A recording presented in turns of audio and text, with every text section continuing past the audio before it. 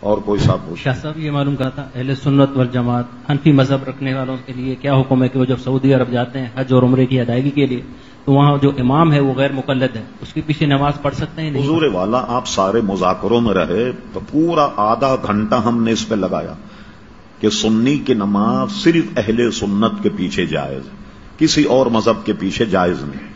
اور یہ جو سعودی دور ہے اس سے پہلے جب ترکیوں کا دور تھا تو ترکیوں نے تو اتنا اہتمام کیا تھا کہ خانہ کعبے میں چاروں طرف 4 مصلے بچھا دیے تھے، حنبلی، حنفی، مالکی، شافعی.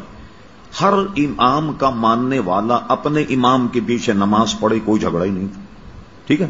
اب چونکہ حکومت انہوں نے لے لی تو لینے کے بعد ہمیں لوگ تو بھول جاتے ہیں تاریخ. کئی دفعے ہم نے اس کو کہا، ریکارڈ دیکھیں ہمارا ویب سائٹ، اس پر آپ اس کو دوبارہ سنیے. مسئلہ یہ ہے کہ ترکیوں کی حکومت جو تھی وہ اہل سنت و جماعت کی، اور حکومت ان سے کنہوں نے لی؟ یہ آل سعود اور آل شیخ. آل سعود سے مراد یہ بادشاہ ہیں جو چل رہے ہیں، اور ٹیک اوور کرنے کے بعد انہوں نے اس کا نام ہی سعودی عرب اس لیے رکھا، اس کا نام سعود تھا جس نے حملہ کر کے مسلمان حکومت لی.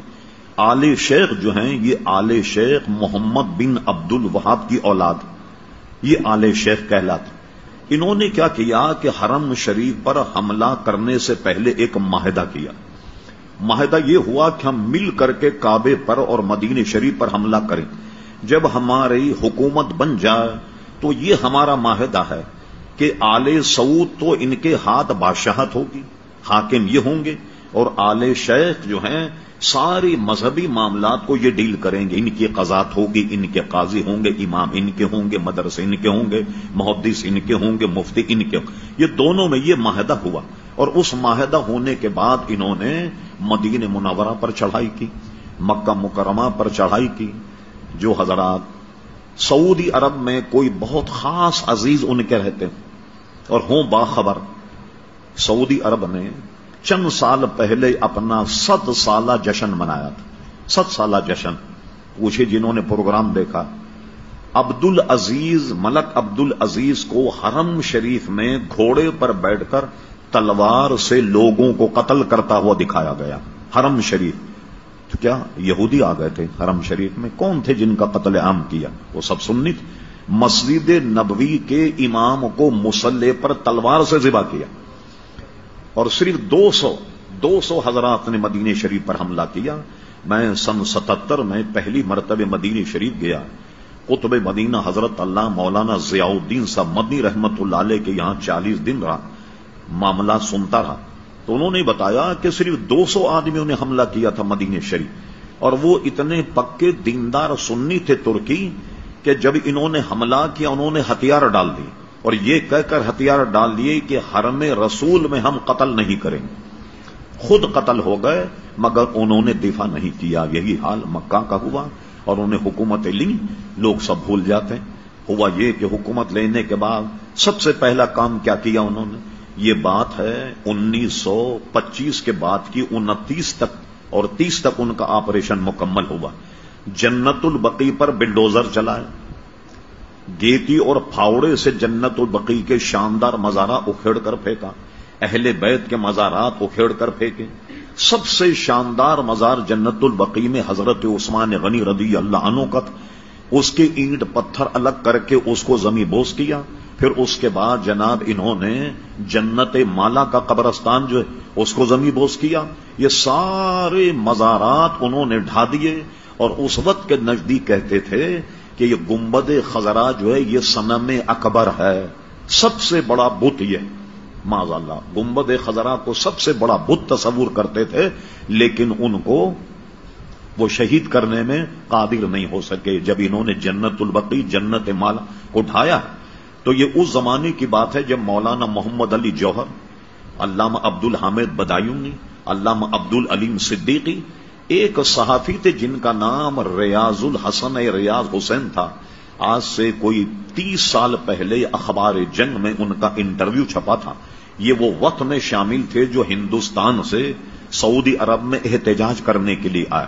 کہ بھئی ہندوستان کے مسلمان وہ غیر منقسم ہندوستان تھا جیسے پاکستان میں ہندوستان، انہوں نے احتجاج کیا، اور احتجاج کرنے کے بعد ان سے سعودی حکومت نے وعدہ کیا کہ ہم یہ دوبارہ بنائیں گے۔ یہ جو آپ ان بزرگوں کے مزار پر کچھ پتھر رکھے ہوئے دیکھتے ہیں کہ جس سے یہ پتہ لگ جائے کہ یہ حضرت فاطمہ کا مزار ہے، یہ حضرت امام حسن کا ہے، یہ اسی وقت کی برکت کہ یہ پتھر لگا کر انہوں نے ایک طرح سے نشاندہی کر دی کہ یہ ان کے مزارات ہیں، لیکن اس کے بنانے کا وعدہ انہوں نے پورا نہیں کیا۔ حضرت خدیجۃ الکبریٰ کا روضہ جنت مالا بہت شاندار بنا ہوا تھا۔ کسی صاحب کے پاس وقت ہو اس فقیر کے پاس آئیں، وہ تمام آپ کو میں فوٹو دکھاؤں گا کہ جو اس کے ڈھانے سے پہلے جنت بقی جنت مالا۔ اب بتائیے ایسے حضرات جنہوں نے ہزاروں مسلمانوں کو تحقیق کیا، کعبے پر قبضہ کیا، مدینہ شریف پر قبضہ کیا، اب ہم لوگ کہتے ہیں سب بھول گئے، آپ ان کے پیچھے نماز کیوں نہیں پڑھتے؟ تو اس لیے ہم ان کے پیچھے نماز نہیں پڑھتے کہ وہ عقیدتاً ہم اہل سنت و جماعت کو مشرک سمجھتے ہیں۔ اب بتائیے کہ جو اہل سنت کو مشرک سمجھے کیا اس کے پیچھے نماز پڑھیں گے آپ؟ اس لیے ہم نماز نہیں پڑھتے۔ اور اس پر کسی صاحب کو اگر تاریخ حقائق کا مطالعہ کرنا ہو، ہمارے بہت بڑے علامہ گزرے علامہ مفتی عبد القیم قیوم صاحب رحمت اللہ تعالی علیہ، ان کی تاریخ نجد و حجاز کا مطالعہ فرما۔ چلیے تو ہم مولویوں کی بات ہے، محمد بن عبد الوہاب کیا تھا؟ آپ انٹرنیٹ پر سرچ کریں آپ، ہم فرے کے اعترافات۔ یہ ہم فرے کون تھا؟ 7 جاسوس جنہوں نے سلطنت عثمانیہ کو توڑا، 7 جاسوس، 6 مرد تھے، 1 خاتون تھی۔ تو انہوں نے استنبول میں جا کر کیسا تفرقہ ڈالا، یہ جو بتا رہا ہوں میں آپ کو، ہم فرے، اس نے استنبول میں ایک شیخ کے پاس بیٹھ کر درس نظامی پڑھا، عربی زبان پڑھی اور جاسوسی کی، اور کہتا تھا کہ کبھی بھی کسی کو مجھ پہ شک ہو جاتا کہ جاسوسی کا، میں فوراً عربی بولنا شروع کر دیتا۔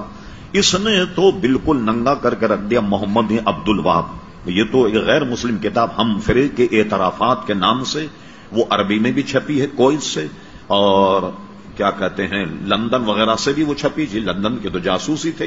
یہاں اگر آپ جائیں برٹش ایمبیسی، آپ کو یہاں انگریزی میں کتاب مل جائے گی، وہ یا ہم فرے کے اعترافات، اور اردو زبان میں بھی کسی نے یہاں پاکستان کے کسی پروفیسر نے ترجمہ کیا، کتب خانے جو ہیں چھان بین کیجئے، اس میں آپ کو میں کتاب مل جائے۔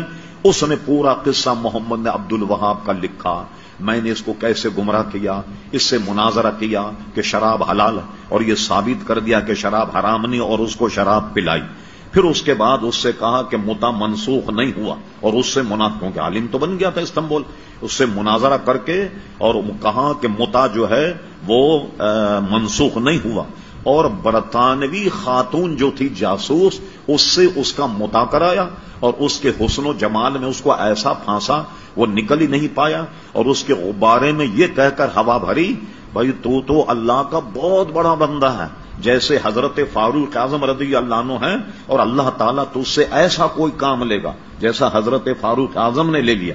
یہ تو انگریز مورخ کو پڑھ لیں بھائی، اب ہماری بات پر اعتماد نہ کریں۔ ہم فرے کے اعترافات یہ انٹرنیٹ پہ موجود ہے، کوئی سے جو کتاب چھپی اس میں تو ہم فرے نے محمد بن عبد الوہاب کا فوٹو بھی اس میں لگایا، فوجی وردی پہنا ہوا ہے جیسے ہوتے تھے نا وہ خول وغیرہ فوجی لباس، اس میں اس نے فوٹو بھی دیا، اس کو بالکل ننگا کر کے رکھ دیا محمد بن عبد الوہاب۔ یہ ہے آل شیخ، اور وہ آل سعود۔ اس میں مسلمان سادہ لوگ یہ سمجھتا ہے کہ تو مقدس گھر ہے، اس میں جو امام ہوگا بڑا مقدس ہوگا، مسجد نبوی، اس میں جو امام ہوگا مقدس ہوگا۔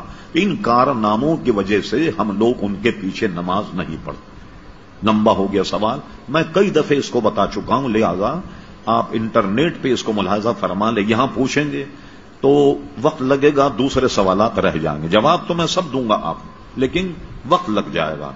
امام کعبہ اور امام مدینہ کے پیچھے نماز پڑھنے کے وہ چونکہ ہمارے مذہب کے نہیں، ہمارے مسلک کے نہیں ہیں، وہ ہمارے بے شمار ائمہ اور بے شمار علماء کے قاتل ہیں۔ جب انہوں نے مکہ مکرمہ کو ٹیک اوور کیا، مدینہ منورہ کو ٹیک اوور کیا، ہمارے علماء جو سنی تھے سلطنت عثمانیہ، ان کو مسلح پر ذبح کیا، کعبہ شریف حرم شریف میں قتل عام کیا، آپ تاریخ پڑھنا چاہیں علامہ مفتی عبد القیوم صاحب رحمت اللہ علیہ تاریخ ند و حجاز کا مطالعہ فرمائیے، اور یہ بڑی تفصیل سے ہم نے کئی دفعے ہماری سائٹ آپ لکھ کے لے آئی ahlsunnat.net اور اعلیحضرت.net، اس پہ یہی جو سوالات ہوتے ہیں اس میں آپ تلاش کر لیں، تفصیل سے ہم نے اس کا جواب دے دیا۔